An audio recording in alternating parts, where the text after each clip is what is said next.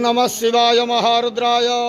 हे बाबा धवलेश्वर बालालिंग महाप्रभु दीपम यदि परम ब्रह्म दीपम यदि जनार्दनः दीपाहरत मे पापो पूजा दीप नमस्तुते। बाबा धवलेश्वर बालालिंग महाप्रभु संसार सुखिरखंतु। आज भाद्रव मास कृष्ण पक्ष शुभ मंगलवार रे समस्त श्रद्धालु भक्त मानकर मंगल करंतु।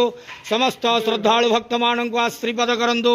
मनस्कामना पूर्ण करंतु। कर्म क्षेत्रोन्नति करंतु। ग्रहरिष्ट खंडन करंतु। जगतर मंगल करंतु। विश्वर कल्याण करंतु। आपण कर नाम विख्यात करंतु। सेवकर डाक श्रवण करंतु। समस्त गुआवसा भक्त मानकर मनस्कामना पूर्ण करंतु। बाबा धवलेश्वराय बालालिंगाय नमः। संसार सुखिरकम आनंद के वार हरि बोलो।